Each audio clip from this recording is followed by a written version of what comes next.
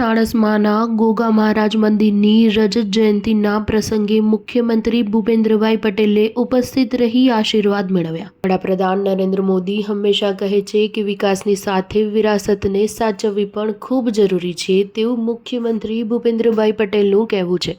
પાટણ જિલ્લાના ચાણસ્મા ગામમાં આવેલા પ્રાચીન ગોગા મહારાજ મંદિરને 25 વર્ષ પૂર્ણ થતા રજત જયંતિ પ્રસંગે ઉજવાઈ રહ્યો હતો। 17મી જાન્યુઆરીથી શરૂ થયેલા ધાર્મિક પ્રસંગની પૂર્ણાહુતિ પ્રસંગે રાજ્યના માનનીય મુખ્યમંત્રી ભૂપેન્દ્રભાઈ પટેલ વિશેષ ઉપસ્થિત રહ્યા હતા।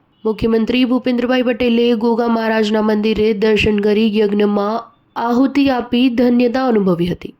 આ પ્રસંગે કેબિનેટ મંત્રી બળવંતસિંહ રાજપૂત, જિલ્લા પંચાયત પ્રમુખ હેતલબેન ઠાકોર, રાધનપુર ધારાસભ્ય લવિંગજી ઠાકોર, પૂર્વ કેબિનેટ મંત્રી દિલીપજી ઠાકોર, જિલ્લા વિકાસ અધિકારી BM પ્રજાપતિ, જિલ્લા પોલીસ વડા VK નાઈ તેમજ સંગઠનના હોદ્દેદારો તેમજ મોટી સંખ્યામાં ભાવિ ભક્તો ઉપસ્થિત રહ્યા હતા। Star news 7 Patan.